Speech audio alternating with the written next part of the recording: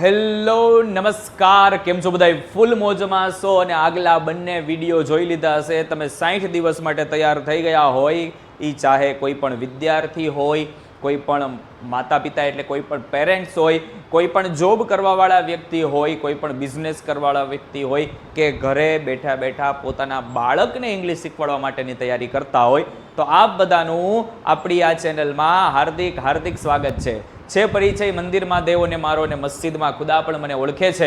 નથી વ્યક્તિત્વ કોઈનાથી છાનું મારું, જેટલા ઓળખે છે બધાય તમારા પ્રતાપે ઓળખે છે. હું અભિષેક દવે ગુજરાતની આ સંસ્કૃત વિષયની નંબર 1 યુટ્યુબ ચેનલમાં આપણે બધાનું હાર્દિક સ્વાગત કરું છું. હવે આપણે શીખવાના છીએ સ્પોકન ઇંગ્લિશ, અને એની અંદર 2 વિડીયો તમને ધમાકેદાર આપી દીધા છે. અને ગઈકાલના વિડીયોની અંદર મેં તમને એમિઝાર, હિસી હિટ, પછી આર વાળા કહીએ વી, આર, ધે વગેરે વગેરે બધું શીખવાડ્યું છે. એનું તમે રિવિઝન કરી લીધું હશે અને જોઈ લીધું હશે અને પ્રેક્ટિસ કરી લીધી હશે. આજે આપણે એનાથી આગલા સેશનની અંદર જાય છીએ.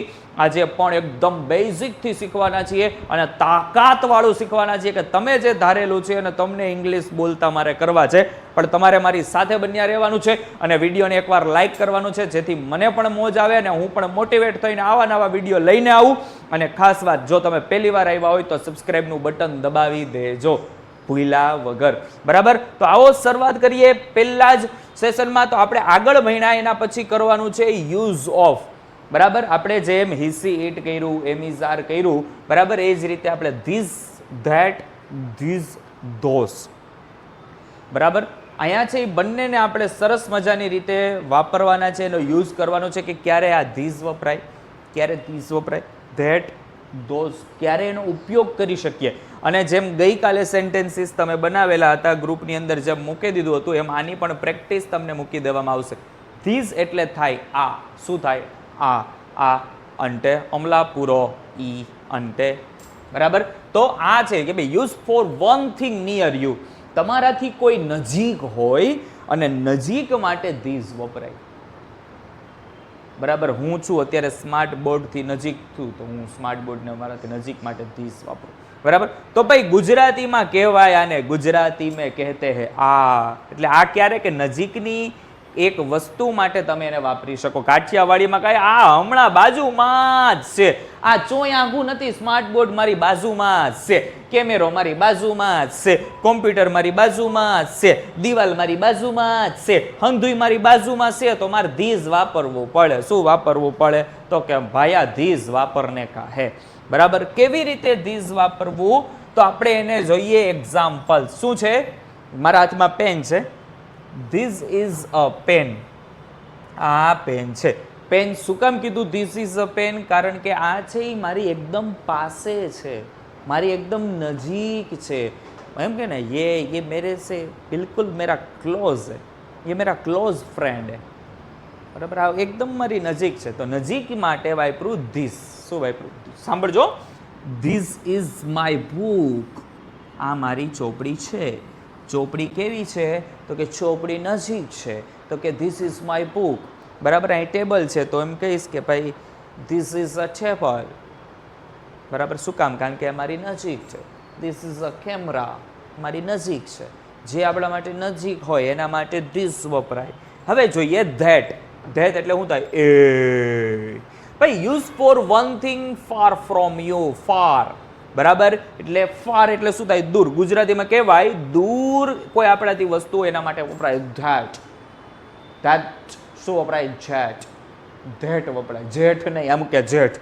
ભાઈ કાઠિયાવાડીમાં કઈ એ થોડી દૂર છે ભાઈ, મારાથી નજીક નથી, એ મારો દૂરનો રિશ્તેદાર છે, એ મારી દૂર પડેલી વસ્તુ છે. આપણાથી જે દૂર છે વસ્તુ, એના માટે વપરાય, એને કહેવાય જેટ. શું કહેવાય? જેઠ નહીં, ધેટ. શું કહેવાય? ધેટ. ઓકે? તો આપણે એને સમજીએ કેવી રીતે દૂર માટે, નજીક માટે જેમ ધીસ હતું, તો આપણે એમ કહી શકીએ that is a car. A car છે. કારણ કે કાર કેવી છે? તો કે ભાઈ દૂર છે, એટલે કે ભાઈ ધેટ ઇઝ અ કાર, બરાબર? આગળ ધેટ ઇઝ માય સ્કૂલ. આગેથી આપણે બતાવતા કોઈને, આપણા ફ્રેન્ડને, આપણા રિલેટિવને, તો કે એ મારી સ્કૂલ છે. That is my school. That is my car. That is my bicycle. That is my scooter. That is my chair, that is my pad. આવી રીતે તમે એને વાત કરી શકો છો. નજીક માટે ધીઝ, દૂર માટે ધેટ. નજીક માટે ધીઝ, દૂર માટે ધેટ. ઢાંટાણા નજીક માટે ધીઝ, પોપો પોપો પોપો પો, દૂર માટે ધેટ. ટાણાણાણાણા નજીક માટે ધીઝ, દૂર માટે.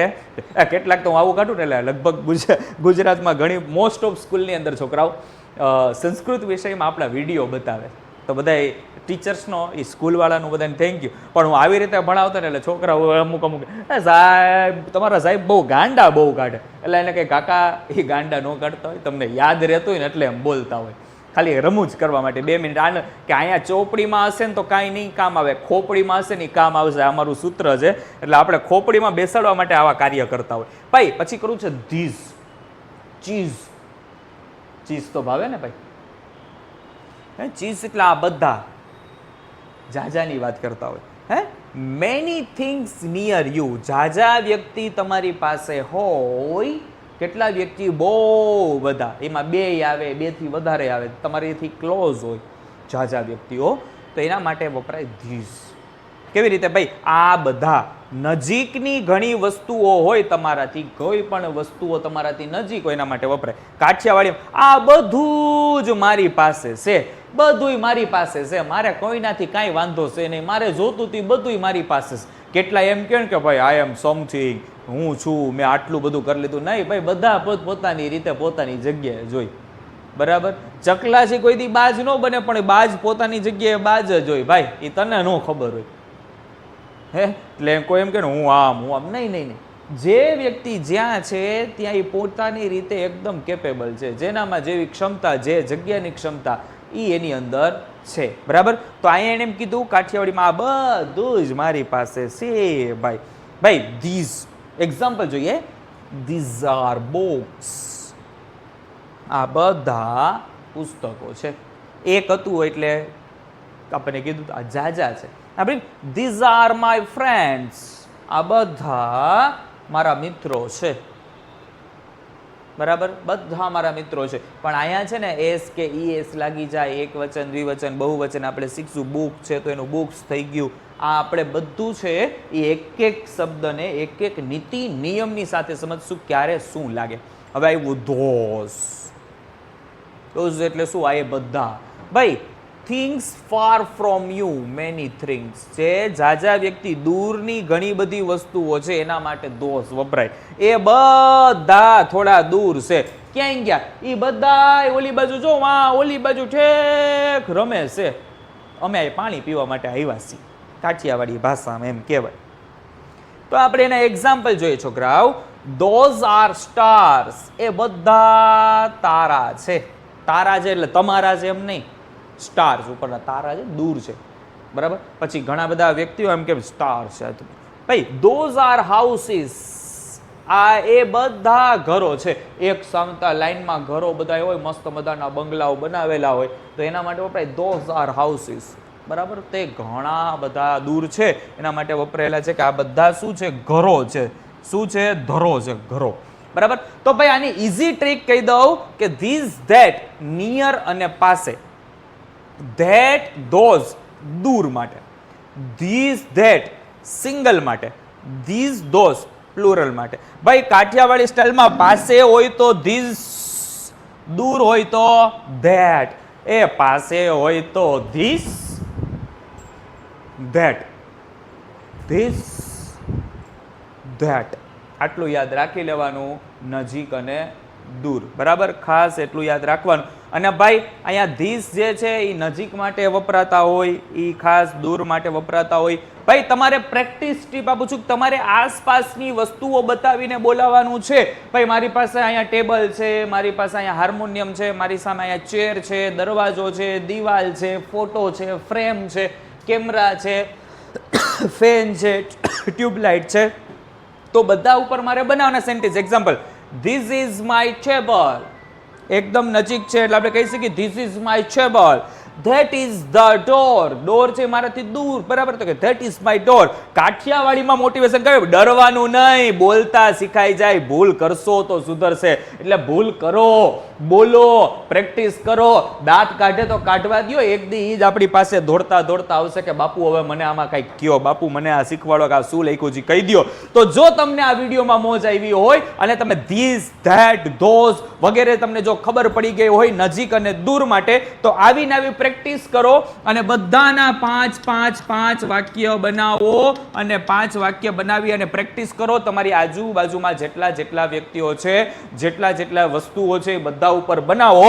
અને ખાસ તમને આપણે કહી દીધું તું એમ ઇઝ આર વાળી વસ્તુ આપણે જેમ શીખાતા, બરાબર, એમ આપણે ધીસ શીખવાનું છે, બરાબર, ધેટ શીખવાનું છે. એટલે જેથી ખબર પડી જાય અને આપણું ગ્રુપ છે એ ગ્રુપની અંદર જોડાઈ જાવ. ત્યાં ડેઈલી પ્રેક્ટિસ તમને આપી દીધી છે. એ પ્રેક્ટિસ બધાએ ખાસ કરવાની છે, જેથી મોજ આવશે અને જામો પડી જાય અને તમે આરામથી સારામાં સારું ઇંગ્લિશ તમે બોલશો. તો તમારે હવે તો એમ ઇઝ આર વાળી તમને ખબર પડી ગઈ છે, ધીસ, ધેટ, ધોઝ વગેરે ખબર પડી ગઈ છે, તો એના સેન્ટેન્સીસ બનાવો.